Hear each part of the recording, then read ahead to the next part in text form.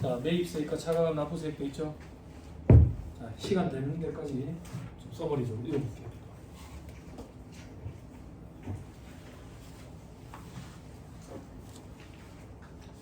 아까 잠깐 쉬는 시간에 어떤 질문이 들어왔냐면 학생들은 그런 것도 뭐 궁금할 수도 있겠다 싶었거든. 용역의 무상 공급은 과세 대상이 아니잖아. 눈에 안 보이니까. 다만 특수관계사의 사업용 부동산의 임대용역을 무상으로 공급한 경우는 과세가 되잖아. 그지? 사업용 부동산의 임대용역을 무상으로 공급. 사업용 부동산의 임대용역을 무상 공급. 어? 부동산 임대업자다 그 얘기야. 부동산 임대업자가 임대업으로 쓰는 그 부동산을 무상으로 빌려줬다 그 얘기라고. 응? 부동산이어야 돼. 그리고 이 사람이 부동산 임대업자 사업자여야 돼. 응? 아까는 그거 뭐였냐? 부동산이 아니고 뭐였어? 공기청정기였다고. 쿵쿵가 봐. 그래서 아닌 거야. 아닌 거야. 무상이라서. 됐죠? 자, 8절에 매입세가 차감한 납부세 계산. 계산 구조로 돼 있죠. 이 계산 구조에서 볼 건 딱 하나 있죠. 1번 세금계산 수령분 매입세. 세금계산 수령하면 여기는 무조건 다 적죠. 무조건 다 적는다는 얘기는 공제 대상이든 불공제 대상이든 다 적어. 다 적고 저 밑에 9번에서 불공제 매입세로 차감하는 거지. 근데 4번에 있는 신용카드 매출조표 등 수령분은 공제받을 수 있는 것만 갖다 쓰는 거지. 근데 동그라미 1, 2번에 보니까 일반 매입, 고정자산 매입 1차 시험에서는 잘 안 물어보는데 2차 시험 때는 서식 작성 문제 때문에 빈칸에 들어갈 걸 계산하시오 이런 거 구분을 하는데 보통 고정자산 매입은 별도로 구분을 해. 별도로 구분을 해가지고 건물등 가상자산 취득 명세서라는 걸 별도로 작성을 하면 조기환급 대상이 되거든. 그래서 일반적으로는 서식상에 이렇게 구분이 돼 있어. 근데 1차 시험에서는 이렇게까지는 안 나오니까. 넘어갑니다. 1번에 세금계산 수령분 매입세. 여기서 중요한 건 뭔데? 사용을 언제 했는지 상관없어. 구입 시점에 매입세 공제가 되는 거지. 됐죠? 자, 그럼 이번에 세금계산 수치 안 했대. 그러면 우리는 전단기 세액공제법에 입각해 있기 때문에 매입세 공제 자체가 안 되는 거지. 됐죠? 자, 저 밑에 9번에 공제하는 매입세 이 책이 저작은 토사세 비대 등면을 했는데 이제 비기 등면 기업 업무 추진비 이렇게 접대비가 용어가 바뀌었으니까. 그지? 됐죠? 자, 매입처벌 세 근계산서 학계표 미제출 또는 부실 기재 부분 돼 있죠? 그죠? 학계표를 미제출하거나 학계표 기재사항 중에 등록번호, 고급가액 이런 걸 부실하게 기재했다. 그럼 매입세 공제 자체가 안 돼. 그러면 모입세 공제 자체가 안 되는 게 큰 불이익이니까 가산세 문제는 없다고. 근데 다만 다음의 경우에는 공제를 해준대. 어떤 경우에 자진정정에 대한 보상으로 동그라미 1번에 수정신고, 경정신고, 기한후 과표신고를 했대. 그럼 자진정정에 대한 보상으로 매입세 공제해주되 가산세는 없다고. 그리고 동그라미 2번에 학계표가 착오로 잘못 적힌대. 근데 다른 세금계산서 이런 걸 보니까 거래 사실이 있었다는 게 확인이 된대. 그럴 때는 매입세 공제가 되고 가산세도 없어. 다만 이 착오가 뭐냐 이거야. 세무조사 나오면 다 나는 바본데 얘 나는 착오를 이렇게 했는데 이러면 안 되잖아. 그래서 공급가액을 과다 기재했을 때는 착오를 보지 않고 가산세를 매기지. 그죠? 그것도 한번 확인하고 갈까? 그게 여기에 같이 연결돼. 1-117페이지에 세금계산서 미수령 또는 부실기재분의 예외의 동그라미 3번. 아닌데 잘못 봤네. 죄송해요. 잘못 엮었어요. 이거에 엮지 마세요. 저 뒤로 가자 그냥. 가산세 파트로. 여기서 엮으려니까 안 엮여. 1-180페이지. 아닌데 이거 가리가 되잖아. 165페이지. 가산세에 돼 있죠? 그죠? 다음 페이지. 괄호 4번에 매입처벌 세금계산 학계표 분석시 가산세. 이건 원칙적으로 없는 거라고. 왜? 매입세 불공제가 훨씬 더 큰 불이익이기 때문에. 근데 여기 가산세를 매길 때 매입세 공제를 해주는 규정들이 있었지. 그지? 그런데 그때 동그라미 4번. 과다기재. 매입처벌 세금계산 학계표의 기재사항 중 공급가액을 사실과 다르게 과다하게 적었대. 과다하게. 그때는 아이고 나는 바본데 얘, 차본데 얘 이렇게 등장 안 된다 그 얘기야. 됐죠? 다시 돌아오세요. 자, 그리고 동그라미 3번. 경정시 경정기관의 확인을 거쳐서 제출하는 경우. 그죠? 됐죠? 요거는 세무조사를 맞아가지고 매입세액이 있었다는 걸 확인을 받았다고. 그러면 매입세액이 있는 게 팩트니까 공제를 해줘야지. 다만 가산세는 매기겠다. 됐죠? 그때 가산세는 0.5%. 그 가산세 이름 뭐지? 매입체별 세금계산서 합계표 불성실 가산세. 방금 페이지에서 봤던 거. 그죠? 여기 페이지 엮여 있죠? 뭐 괄호 4번에 동그라미 1이라고 돼 있으니까 다시 가서 안 봅니다. 여러분들만 보세요. 넘어갑니다. 세금계산서 미수령 또는 부실기재분. 그죠? 근데 예외라는 얘기는 매입세 공제가 된다는 얘기지. 어떤 경우는 동그라미 1번. 사업자 등록 신청 사업자가 등록증 아직 발급이 안 됐어. 그래서 사업자 등록번호가 없어. 그때까지 주민등록번호를 썼다. 그렇죠? 인정이 됐다고요. 동그라미 2번. 필요적 기재사항이 참고로 잘못 적혔는데 그 밖에 기재사항으로 봐서 거래사실이 확인되더래. 이거 실제 있었던 일을 하나 언급드릴까? 그저께 전화 왔었는데. 그저께. 제 거래처 중에 아닌데 거래처 상호가 너티거든. 뭐 하느냐면 인테리어 가구 이런 거 만드는 데야. 가구 이런 거 막 목공하고 이러는 친구들이라고. 이런 친구들인데 공급을 하고 아니네. 공급 받는 자 입장이었네. 물건을 사왔다고. 그럼 공급자가 세계에서 발급해 줬을 거 아니야. 세계에서 발급해 줬는데 전화가 온 거야. 상호에 너트라고 있대. 착각하는 거지. 목공을 하니까 너트잖아. 아니 그렇잖아. 이거 어떻게 해야 됩니까? 연락이 왔더라고. 어떻게 돼? 아무 문제 없다고. 왜 아무 문제가 없는데? 세금계산서에 필요적 기재사항이 이거 들어가 안 들어가? 안 들어간다고. 공급받는 자는 등록번호만 들어가면 되잖아. 그지? 근데 만약에 여기가 공급하는 자였으면 안 되지. 재발급해야 되겠지. 근데 이럴 때 어떻게 할 거냐 이거야. 착오로 잘못 쓴 거야. 착오 잘못 썼다. 매입세 공제가 된다 그 얘기야. 나머지 거래 사실 확인이 된다. 김밥 천국인데 김밥 전국 이렇게 썼다고. 그런 거. 이런 당나라에서 오신 분들 이런 거 되게 좋아하시는구나. 첫날부터 얘기하지. 그런 거 엄청 많이 할 수 있는데. 그런 거 김밥 전국 이런 거 좋아. 아니 알겠어요. 자 넘어갑니다. 자 동그라미 3번에 공급 시기 이후에 발급받은 세금계산서로서 해당 공급 시기가 속하는 과세에는 확정 시금 기한까지 발급받은 경우, 요거는 시간이 걸리더라도 한 번만 그려줄게요.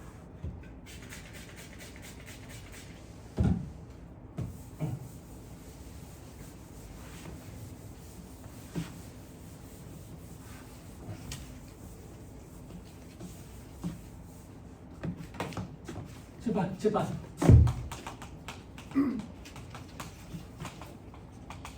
공급자가 공급받는 자한테 재활을 주도하는데 5월 1일이에요.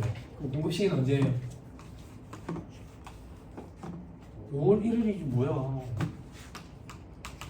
세금계산서 언제 발급해야 돼요? 5월 1일이지. 발급을 안 했어. 안 했다고. 공급 시기가 속하는 과세기한 종료는 언제예요? 6월 30일에 대한 확정신고 기한은 언제예요? 7월 25일. 까지만 발급하면 했대. 지연 발급. 그죠? 가사세는 2%. 됐죠? 가사세 빨리 체크하고. 이 이후에 발급하면 미발급 2%. 아까 페이지 몇 페이지였지? 가사세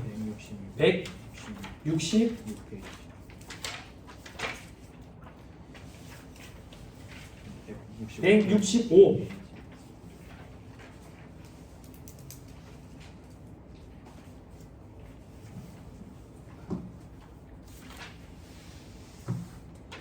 됐어요? 네. 되나요? 네. 칠판. 자 그럼 받는 자는 얘가 발급을 안 했는데 얘 받는 자 어떻게 발급을 받아? 그치? 공급시간 속하는 과세한 종료는 언제예요? 6월 30일. 에 대한 확정신고 기한은 언제예요? 7월 25일. 받았대. 수취했대. 그럼 매입세 공제가 되지. 다만 가산세는 있지. 가산세 몇 프로? 0.5%. 이 가산세 이름이 뭐야? 매입처별 세금계산서 합계표 물성실 가산세라고. 실무적으로 지연수치 가산세. 원래 가산세 이름은 매입처별 세금계산서 합계표 물성실 가산세야. 됐죠? 네. 이 이후에 받았대. 공제 안 되지. 가산세 없지. 공제 안 되는 게 훨씬 더 큰 불이익이니까. 중요해서 노란색으로 하는 게 아니라 차이를 두기 위해서 노란색으로 할게. 자, 칠판. 5월 1일에 공급을 해. 근데 법인이래. 뭐? 전자로 발급해야지. 전자로 발급을 했어. 발급을 했어. 그럼 언제까지 전송해야 돼? 다음 날까지 전송해야지. 전송을 안 했어. 공급시가 속하는 과세한 종료는 언제예요? 에 대한 확정신고 기한은 언제예요? 까지 전송을 했대. 지연 전송 몇 프로? 0.3%가 과세. 이후에 전송했대. 미전송 0.5%가 과세. 이것도 빨리 확인하세요. 가르세요. 165페이지 괄호 2번에 동그라미 3번 에 동그라미 기억 니은에 있네. 됐어요? 본 김에 이거 개정된 것도 한번 보실래요? 아, 개정된 거 없네. 동그라미 4, 5번 그대로네. 3%에 3%.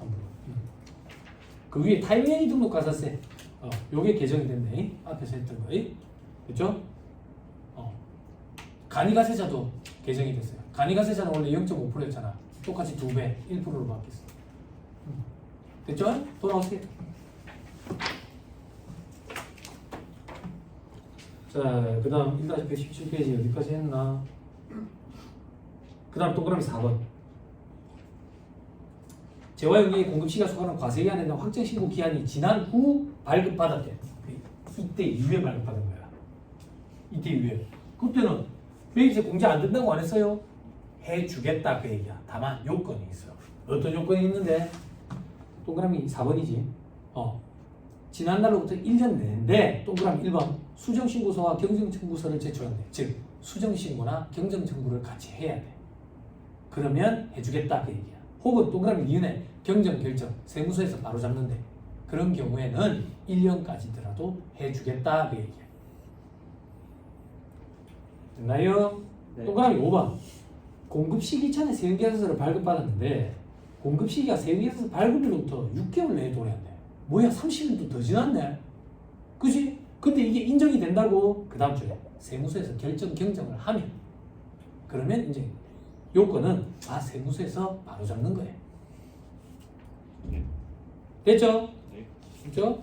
자, 동그라미 6번, 7번 이건 뭔데? 전자로 발급을 했어. 전자로 발급 7번. 전자로 발급을 했어. 발급을 했다는 얘기는 얘한테 메일을 보내줬어. 그래서 얘는 그걸 근거로 매입세 공제를 받았는데 얘가 뒷날 전송을 안 한 거야. 그건 지사죠. 난 마이 비즈니스지. 매입세 공제 나는 받는다고. 됐죠? 지는 전송과 관련된 불상식 가산세를 적용을 받겠지. 됐죠? 네. 그 정도 보시면 됩니다. 넘어갑니다. 다음 페이지에 있는 거는 신경 안 써도 됩니다. 다음 페이지에 있는 것들은 이렇게 생각하면 돼요. 대리인과 본인을 착각했대. 대리인과 본인을 착각했다는 얘기가 뭔데요? 본인한테 끊어야 되는데 대리인한테 끊었대. 대리인한테 끊어야 되는데 본인한테 끊었대. 본인과 대리인이라니까 되게 헷갈리는데요. 회계 시간에 공부했으면 기억이 안 나죠? 위탁자와 수탁자를 착각했대. 위탁자한테 끊어줘야 되는데 수탁자한테 끊어줬대. 수탁자한테 끊어줘야 되는데 위탁자 끊어줬대. 그래도 매입세 공제를 받아야 되니까 폭넓게 적용해 주기 위해서 그런 것도 이제 다 된다. 과거에는 안 됐어요. 그 정도만 기억하면 돼요. 넘어가면 1-120페이지. 그 밖에 불공제 사업과 직접 관련 없는 지출에 대한 매입세 밑에 박스 1번에 범위 돼 있죠. 그죠? 괄호 안에 예를 보니까 사택 유지비, 사업과 무관한 주식 매각 수수료 이런 거 있네. 됐죠? 그런데 동그라미 디귿에 공동경비 중 법정 기준을 초과해서 송금불산입한 금액이 돼 있죠. 공동경비 한도 초과해 송금불산입 되죠. 그거에 관련된 매입세 불공제 된다 그 얘기야. 어떤 명목으로 사업과 직접 관련 없는 지출에 대한 매입세. 공동경비 관련돼 가지고 개정상이 좀 있더라요. 말문제 보기 정도만 구성할 거니까 걱정 안 해도 돼. 공동경비 관련돼 가지고 계산 문제를 만들어내기가 힘들어. 너무 경우의 수가 많기 때문에. 자, 위로 다시 올라와서 동그라미 2번 비용 없는 소요 수용자 구입 임차 유지와 관련된 매입세 불공이죠. 기업 없는 취득비 관련된 매입세, 매수사업 관련 매입세, 토지 조성 등 자본주의 지출과 관련된 매입세, 등록전 매입세. 됐죠? 다 했던 것. 됐습니다. 넘어갑니다. 1-121페이지 밑에 매입자 발행 세액에서 매입세액도 공제가 된다. 다음 페이지 4번 신용카드 매출점표 등 수령금 매입세액. 신용카드 매출점표 등에는 표 밑에 별표시 1번 신용카드 매출점표, 직불카드 영수증, 어쩌고저쩌고 현금 영수증 이런 것들. 됐죠? 다만 별표시 2번 세금계산서 발급이 금지되는 사람으로부터 신용카드 매출점표를 수령했을 때 매입세 공제를 해주면 형평성이 어긋나버리지. 그래서 그때는 매입세 공제가 안 된다 그 얘기야. 됐죠? 자, 위로 다시 올라가서 자, 동그라미 1번 사업자부터 받아야 되고 별도로 구분돼 있어야 되고 신용카드 매출점표 수령 명세서는 학기표와 같은 양식이고 그죠? 그리고 동그라미 4번에 법적 증빙은 5년간 무한 의무가 있고, 그리고 동그라미 5번에 이런 사람들이 발급한 게 아니어야 된다. 이런 사람들은 세계에서 발급을 못하는 사람들. 어떤 사람들인데 동그라미 니은 간이가세자로서 영수증 발급 의무 사업자. 그죠? 어떤 사람들 간이가세자 첫해 세계에서 발급 못하잖아. 근데 신용카드 매출점표를 발급할 수 있거든. 그걸 수령해가지고 매입세 공제 신청을 하면 안 되지. 형평세가 끝나잖아. 그리고 동그라미 기업 세계에서 발급 금지 업종 사업자. 어떤 사람들 미용, 욕탕, 유사 서비스 목욕탕에 갔다고 목욕탕 한 달치 목욕탕 월 목욕비 끊으면서 세계에서 발급해 주세요. 그러면 아줌마 그러잖아. 너는 몸에 그림이 없지만 오지 마라. 그지? 그지? 뭐 가지고 우리는 살을 들었지? 우리 회오리 감자 먹었잖아. 회오리 감자 사 먹으면 세계에서 끊는다 그러면 회오리 감자 꼬치로 찔러버릴 거라고. 오지 마라. 그러면 안 돼. 요즘 세상이 중요해. 요번에 마음이 너무 아프더라. 애를 키우는 입장이니까. 부모가 어떤 심정에서 감히 뭐 상상이한테 찢어 죽여버리고 싶겠지. 와이프랑 그런 얘기 했거든. 찢어 죽여버리고 싶겠다고. 경찰에 신고도 안 할 것 같다고. 나 같으면 가서 진짜 찢어 죽여버리고 싶을 것 같다고. 근데 우울증이 참 무섭네. 아무튼 자, 그 밑에 이제 의제 매입세. 의제 매입세액은 의제란 말이 붙었네. 우리가 상식적으로 생각할 때 매입세액이 아닌가 봐요. 근데 매입세액은 의제에서 결론적으로 공제를 해주겠다는 얘기지. 근데 요건을 충족해야지. 어떤 요건? 취지도 보고 누적효과, 한수효과를 완화하기 위한 취지라더라. 요건이 어떻게 되는데 일단 내가 과세 사업자여야 돼. 그리고 면세되는 농축수 임산물을 사가지고 매입세액이 없어야 되고 이 물건을 내가 제조 가공 과정을 거쳐야 돼. 그대로 유통하면 면세라고 해. 제조 과정을 거쳐서 과세되는 재반환 용역으로 공급을 해야 돼. 그 외에 있는 의제 매입세 공제 신고서 이런 거는 그냥 절차와 관련된 명세서 서식이죠. 서식의 제목이라고. 이랬을 때 매입세액으로 의제에서 일정 부분을 공제해준다. 그럼 10%를 공제해주면 되는데 놀부 계산 102분의 2, 103분의 4, 106분의 6, 108분의 8, 109분의 9까지. 됐죠? 109분의 5 이런 건 조건부 규정이니까 신경 쓸 필요가 없다. 1차 시험 범위가 아니다. 의제 매입세 다음 페이지 맨 위에 적용 업종에 제한 없다. 뭐 제한이 있다 이러면 그럴듯하다고. 왜 적용 제한 없는데 이런 걸 왜 갖다 놨는데요? 과거에는 간이가세자들도 이제 의제 매입세 공제를 적용해 줬었거든. 그때는 적용 업종에 제한이 있어서 그래서 그 차이점이 시험에 잘 나왔거든. 그래서 아직도 이 멘트를 남겨놓으셨다고. 시험에는 뭐가 잘 나오는데 음식점 업체가 잘 나오지. 그지? 그렇죠? 밑에 과세되는 재화용료의 공급의 범위는 영세율 적용분도 과세되는 공급에 포함시킨다. 됐죠? 다만 예외적으로 면세 포기하고 영세율 적용받는 경우는 의제 매입세 공제 적용 안 돼. 이렇게 기억하면 돼. 제조 가공 과정을 안 거쳤으니까. 자, 밑에 박스 한번 의제 매입세 공제 적용받으려면 예정 확정 신고와 함께 의제 매입세 공제 신고서를 제출해야 돼. 그리고 증명서류 이런 게 뭔데? 세금계산서 합계표 제출 안 할 거 아니야. 대신에 계산서 받을 거니까 계산서 합계표 제출할 거고, 신용카드 매출점표 수령할 거니까 신용카드 매출점표 수령 명세서 이런 거 제출할 거야. 당연한 얘기지. 그죠? 그리고 여기서 중요한 건 뭔데? 예정신고, 확정신고. 즉, 예정신고 때도 의제매입세 공제 적용한다 그 얘기야. 다만 확정신고 때 정산 과정은 일어나지. 정산 절차는. 밑에 예외로 제조업자가 농업인으로부터 직접 공급받는 경우에는 신고서만 제출해도 돼. 즉, 계산서 이런 거 수치 안 해도 된다는 얘기야.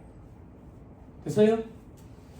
통조림 제조업자가 이제 복숭아 통조림 제조업자가 복숭아 농사 짓는 사람한테 이걸 사오면서 내가 의제 매입세 공제 적용받아야 되니까 계산서 좀 끊어주세요. 아니면 신용카드 매출점표 좀 끊어주세요. 그러면 그 복숭아 농사 짓는 사람이 외국에 있다는 거야. 왓이라는 거지.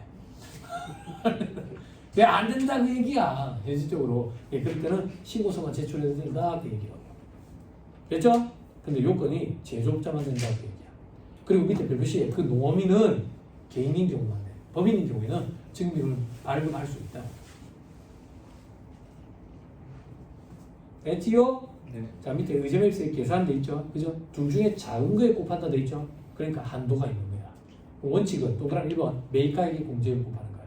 한도는 해당 과세기간의 과표, 6개월치의 과표. 즉, 확정신고 때만 한도 정산이 일어나는 거야. 6개월치니까. 다음 페이지. 면세농산물도 공제액 대상 매입가액과 공제율 됐죠? 매입가액은 어떻게 되는데 운임 등 부대비용을 제외한 거예요. 왜? 운임은 10%로 세금계산서 수치했을 거니까. 만약에 수입을 했대. 그러면 과세가격만 들어간다. 이 경우에는 간접세와 부가세를 더하면 안 된다. 됐죠? 결명사업자는 참 어렵다. 뭐가 어려운데? 겸용사업자라는 얘기는 과세와 면세 동시에 쓰는 거지. 과세사업에 쓴 것만 의제매입세 공제를 해줄 거 아니야. 그러면 과세사업에 쓴 게 얼마치고 면세사업에 쓴 게 얼마치인지 실질 규속에 따라서 하면 돼. 그런데 차기 2월 원재료, 즉 과세사업에도 아직 안 쓰고 면세사업에도 아직 안 쓴 기말 재고, 이거는 귀속이 불분명 부분으로 봐가지고 안분 계산이 들어가야 돼. 과세사업에 쓴 부분만 매입세 공제가 되니까 총분의 과세 비율로 해야 되겠지. 딱히 방법이 없으니까 공급가액 비율로 한다 그 얘기야. 제일 합리적인 단기권을 가지고. 됐죠? 그죠? 자, 밑에 공제율은 어떻게 되는데, 위 외의사 원칙 102분의 2. 그 위에 제조업 보자. 제조업은 102분의 2 이게 원칙인데 중소기업인 경우에는 좀 많이 해준다. 104분의 4. 그리고 밑에 개인인 경우 똑같이 104분의 4. 중소기업이랑 똑같이 104분의 4. 그런데 음식점이 제조업이지만 음식점이나 거의 마찬가지인 것 같은 거 조금 더 해준다. 그게 어떤 게 과자점, 도정업, 떡방앗간 이런 거는 음식점이나 마찬가지라고 보고 106분의 6을 해준다. 됐죠? 자, 위로 올라가서 음식점은 과세 유용장소는 불이익을 주기 위해서 102분의 2. 그리고 음식점은 의제매입세 공제 받을 수 있는 금액이 많아. 무배추 양반감량 많이 사오니까. 그래서 106분의 6. 개인은 108분의 8. 근데 영세한 음식점 업자는 109분의 9로 한다. 얼마만큼 영세해야 되는데 배당 과세에는 과표가 2억이 안 돼. 됐나요? 자, 다음 페이지. 한도율. 한도율은 어떻게 기억하는데, 법인은 50%, 개인은 2억을 기준으로 55, 65%. 근데 음식점은 좀 더 해준다. 5%씩 60, 70. 그리고 150 구간을 만들어서 75%. 밑에 별표시에 여기서 해당 과세에는 과표란 면세농산물과 관련된 사업의 과표를 말한다. 즉 기계 등 고정자산을 공급한 거는 배제시켜야 된다. 배제시키고 과표에다가 곱한다. 그 얘기. 됐지요? 예. 자, 식사하시고 다음 페이지부터 좀 읽어보시죠. 식사하시고 1시 40분부터 하면 되겠죠? 네, 식사하시고 하시죠. 확인해 서운하게 시간 오버했는지 보는 거예요. 미안해.